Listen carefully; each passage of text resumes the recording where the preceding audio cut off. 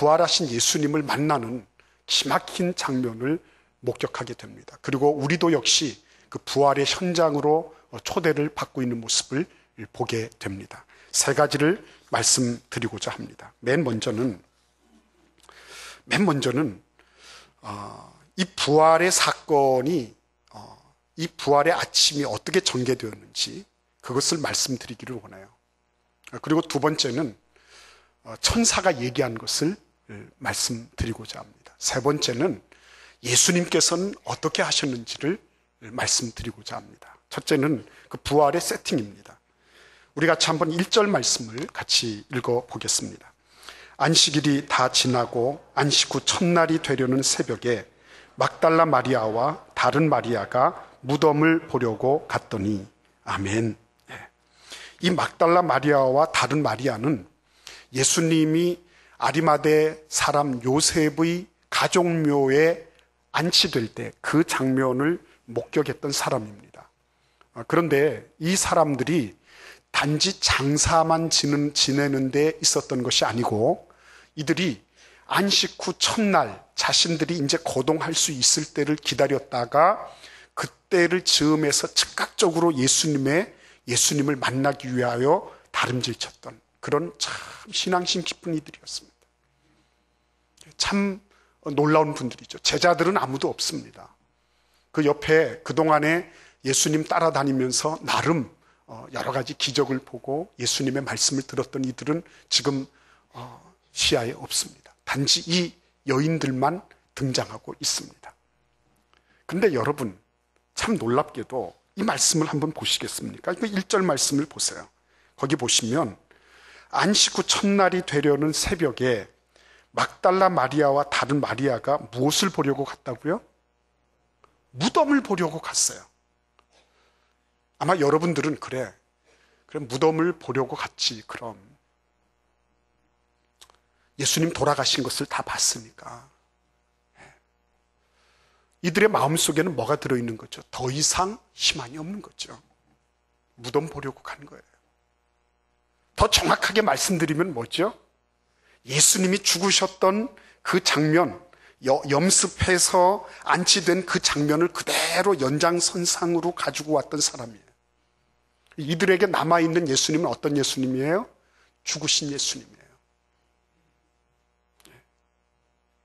그래서 이들은 새벽에 비록 뛰쳐나갔지만 물리적으로는 새벽의 여명이 동토오르고 있었지만 이들은 여전히 영적으로는 캄캄한 암흑이었어요. 교회를 나오죠. 예배를 드리죠. 세월은 바뀌고 새날은 오지만 그러나 내 마음속에 여전히 영적 암흑이 깃들어 있는 것. 어쩌면 이 막달라 마리아와 다른 마리아라고 하는 이 두 여인이 그것을 대표적으로 상징하고 있는 줄도 모르겠습니다. 우리 2절과 3절을 같이 읽어보시겠습니다. 큰 지진이 나며 주의 천사가 하늘로부터 내려와 돌을 굴려내고 그 위에 앉았는데 그 형상이 번개 같고 그 옷은 눈같이 희거늘. 아멘.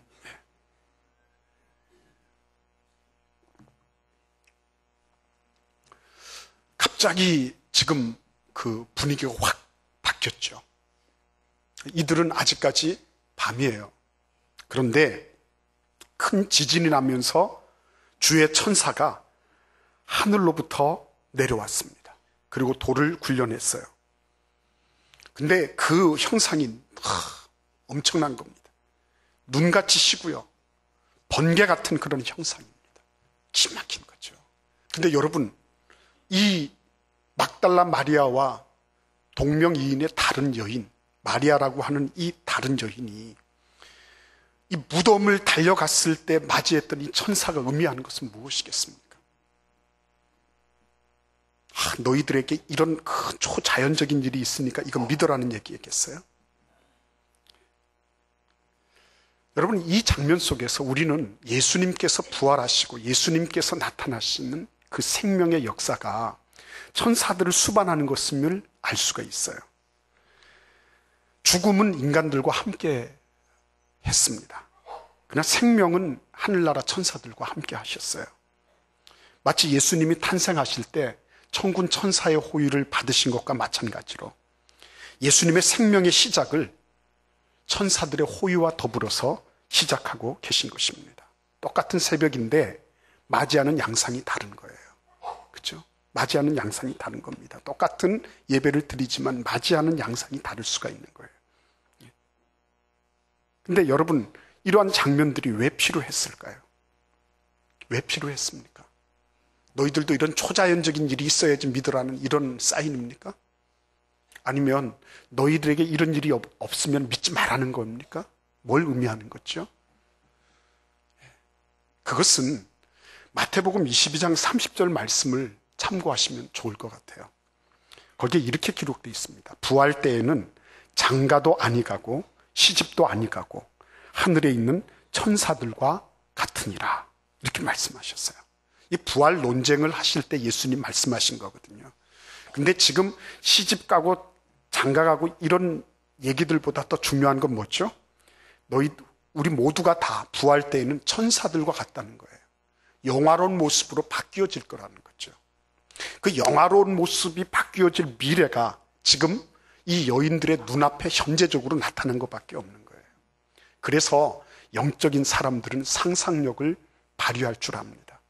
아브라함이 저 멀리서 예수 그리스도를 바라보고 기뻐했던 것처럼요. 지금 아직까지 제대로 자라나지도 않은 그 겨자씨를 이 손바닥 위에 올려놓고 새소리를 들을 수 있는 것과 마찬가지로요. 지금 현재가 현재로 캄캄한 밤으로 끝나도록 하나님은 만드시지 않으시고 너희들의 미래 속에 앞으로 이렇게 영화스러운 몸이 될 거야.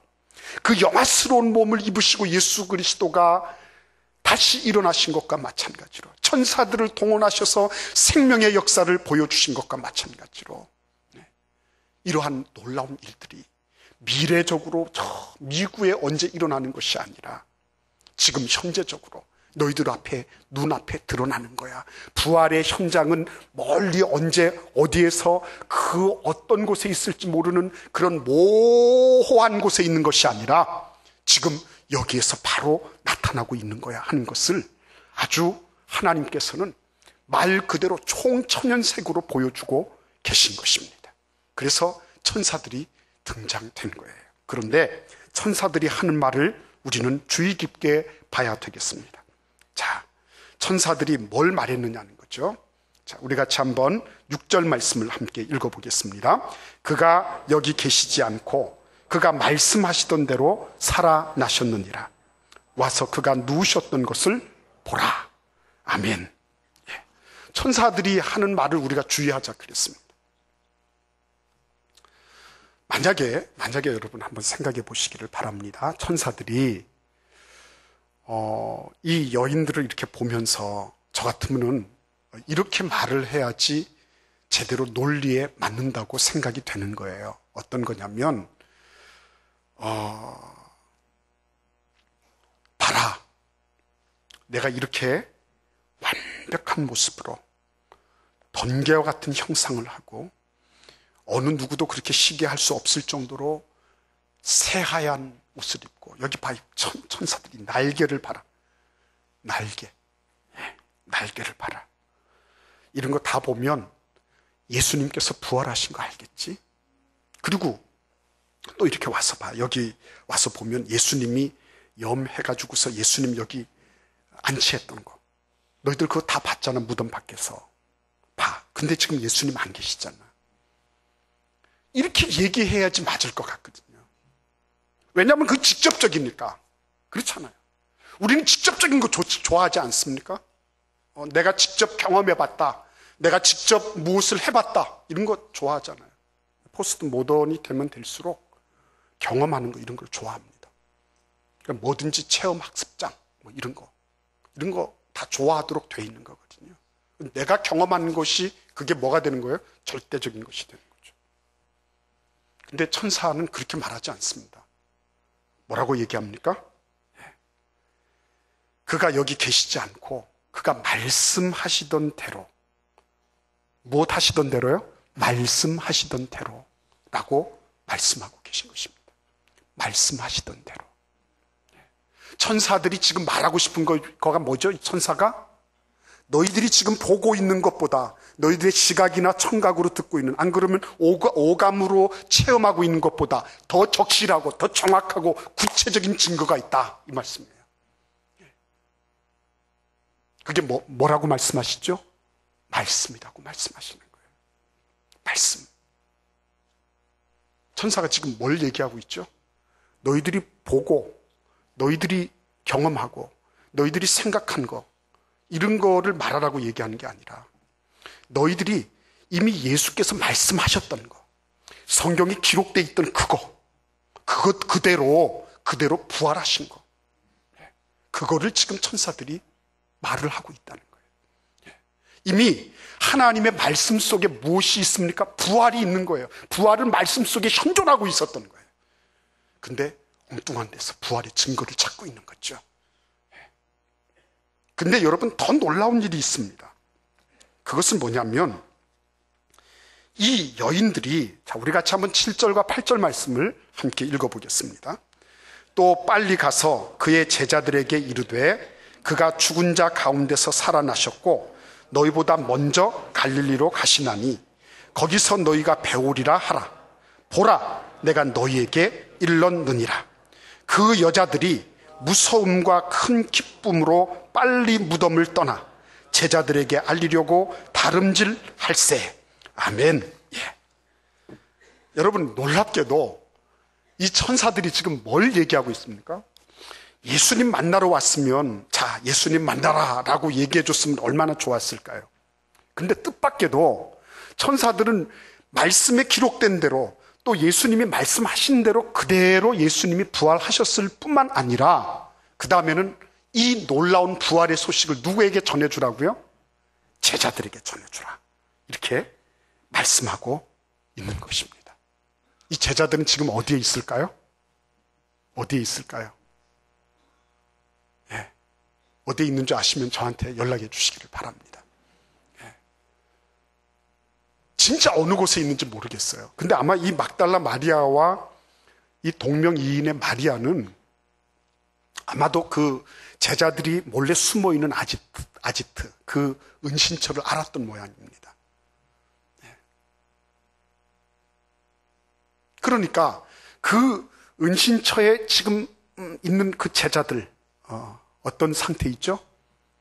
두려워하고, 그리고 참 이제 앞으로 어떻게 인생 살까, 미래가 막막한, 지금까지 예수님 따라다니면서 의식주가 다 해결됐는데 이제는 예수 없이 독립해야 된다는 그런 막막한 이런 모습, 그죠? 그리고 어떻게 하면 예루살렘을 잘 탈출해서, 그래서 이 생명을 구할 수 있을까 하는 이런 거, 그죠? 이런 여러 가지 생각 때문에 지금 복잡한 제자들이에요. 더더군다나 이들이 어떤 삶을 살았죠? 떳떳하지 못하잖아요. 그래도 이 여인들은 예수님 시신 안치할 때 그래도 끝까지 그거를 어떻게 배웅이라도 했잖아요.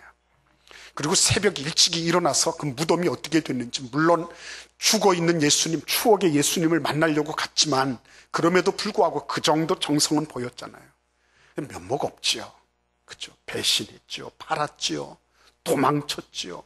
그 자리에 있지도 않았죠. 그러면 마지막 시신 수습하는 데라도 좀 있어야 되는데 거기도 없었죠. 그죠? 그러니까 누구 어떤 선장 얘기할 게 없는 거예요. 그죠? 예. 누구 어떤 사람 탓할 일이 없는 것입니다. 예. 그 사람들에게 뭘 하라고요? 부활의 소식을 전해주라고 천사가 말하고 있는 거예요. 그러니까 이 사람들이 어떻게 합니까? 이 사람들이 지금 갑니다. 이 여자들이 무서움과 큰 기쁨으로, 그죠? 여러분, 그럼에도 불구하고 왜 두려움이 중요한지 아십니까? 저는 참 일천하지만 제가 알고 있는 한에는 하나님은 두려우신 분이에요. 함부로 어떻게 하실 수 없는 분이에요. 우리가 그 적은 그런 어떤 그 작은 그 인생의 어떤 경험과 지식을 가지고 하나님을 감히 평론할 수 없습니다. 감히 그 앞에서 두려워 떨 수밖에 없어요. 그래서 경외해야 될 하나님이에요. 이 여인들은 천사들을 만났으면서도 그런 경외감에 치를 떨었던 거예요. 그리고 동시에 뭐가 있습니까? 큰 기쁨이 있는 거예요. 주님의 보좌에는 기쁨이 충만하다 그랬거든요. 이 양가 감정, 이것이 어떻게 보면 참 모순되는 것처럼 보여요. 근데 주님 안에서는 이게 가능한 거예요. 두려워하면서도 기뻐할 수 있는 거예요. 이 여인들은 지금 그러한 기쁨을 누리면서 두려워하면서 그러면서 지금 누구에게로 가고 있는 것입니까? 제자들에게로 가고 있는 거예요. 자, 여기에서 우리가 이제 클라이맥스를 가도록 하겠습니다. 우리 8절과 9절 말씀을 함께 읽겠습니다.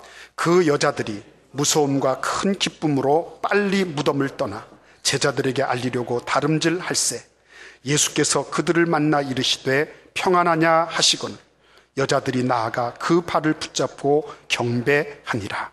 아멘. 예. 여러분, 자, 여러분 한번 보십시오. 그 여자들이 지금 누구를 만나려고 가죠? 제자들 만나려고 가죠. 그죠? 이게 서로 어긋나고 있어요. 원래 그들은 돌아가신 예수님이지만 그 예수님을 만나려고 무덤에 왔는데, 근데 천사들이 얘기하기를 예수님은 안 보여주고 제자들부터 먼저 만나라 그랬거든요. 그래서 제자들한테로 막 갔어요. 막 뛰어갔는데, 근데 제자들 만나러 뛰어갔는데 누구를 만나요? 예수님을 만났네요. 예수님을 만났어요. 그죠? 예수님 만났어요. 여기서 다 같이 공통적으로 나타나는 코드가 뭐예요? 뭐죠? 말씀대로 하는 거예요. 말씀대로. 왜 우리에게 부활의 주님이 안 나타나실까요? 나에게 살아계신 하나님이 내 마음속 깊은 곳으로부터 징하게 전율하듯이 그렇게 오지 못할까요? 왜 그럴까요? 예수님의 그 죽으심과 그리고 부활하신 예수 그리스도를 만나는 그 사이에는 뭐가 있었어요? 말씀대로 순종하는 게 있었거든요. 말씀대로 순종하는 거. 다른 거 없었거든요. 하나님, 내가 좀 진하게 좀 하나님 좀 만났으면 좋겠어요. 하나님, 나도 좀 누구처럼 막 눈물 콧물 흘리면서 가슴을 막 찢으면서 그러면서 하나님 만났으면 좋겠어요. 이런 분들 많이 보거든요. 근데 그렇게 해서 막 가슴은 찢고 막 이래도 안 나타나는 경우가 있어요. 너무나 그래가지고 막 실망하고 좌절하는 그런 이들도 있습니다. 근데 오늘 예수님께서 부활하신 그 예수님께서 자신을 보여주실 때는 뭐가 있었다고요? 이 여인들이 말씀대로 순종하는 모습 속에 누가 나타나셨어요? 예수 그리스도가 나타나는 모습을 우리가 보게 되는 것입니다. 이것은 뭐죠? 이게 바로 말씀의 원리인 것입니다. 말씀의 원리가 이런 것입니다. 순종하면 어떻게 된다고요? 순종하면 누구를 만난다고요? 예수님. 좀 더 정확하게는 누구, 어떤 예수님? 부활하신 예수님을 만나게 되는 것입니다. 그래서 요한복음 14장 21절에는 뭐라고 말씀하세요? 나의 계명을 지키는 자라야 나를 사랑하는 자니 나를 사랑하는 자는 내 아버지께 사랑을 받을 것이요 나도 그를 사랑하여 그에게 나를 어떻게 하리라? 나타내리라. 믿습니까 여러분? 하나님의 말씀이 그렇게 증거하고 있는 것입니다. 나의 계명을 지키는 자라야 나를 사랑하는 자다. 근데 그 나의 계명을 지키는 사람에게 하나님이 사랑을 쏟아 부어 주실 뿐만 아니라 그에게 나를 계시해서 나타내 주시겠다. 이렇게 말씀하시는 것입니다. 그렇죠? 부활하신 주님 만나는 거 어떻죠? 부활하신 주님 만나는 거 어떻습니까? 엄청 어려운 일입니까? 그건 그냥 전설상의 얘기입니까? 믿거나 말거나의 얘기입니까? 아니죠. 말씀대로 순종해 보면 만나는 것입니다. 믿습니까 여러분? 그런데 예수님이 이렇게 말씀하시는 장면을 우리는 놓치면 안 됩니다. 우리 10절 말씀을 같이 읽어보겠습니다. 이에 예수께서 이르시되 무서워하지 말라. 가서 내 형제들에게 갈릴리로 가라 하라. 거기서 나를 보리라 하시니라. 아멘. 예수님이 이렇게 말씀하실 때 뭔가 좀 달라졌죠. 천사들도 제자들에게 가서 얘기하라 그랬어요. 그리고 이 여인들이 다름질 치는 모습을 마태 기자가 적으면서도 제자들이라고 얘기를 했어요. 그런데 예수님은 누구라고 말씀하셨죠? 내 형제라고 말씀하세요. 어떤 사람들인데요? 배반하고 배신하고 신발 거꾸로 신고, 그죠? 그리고 말도 아니게 이 여인들보다도 더 못한 그런 신앙의 저점으로 추락해 있는 이 사람들을 향해서도 예수님 뭐라고 말씀하세요? 내 형제라고 말씀하시는 거예요. 내 형제. 여러분, 그래서 우리는요, 여기에서 다시 부활하는 거예요. 내가 실수하고 잘못할 수 있다니까요. 우리가 충분히 넘어질 수 있어요. 넘어질 수 있습니다. 우리는 완벽하지 않아요.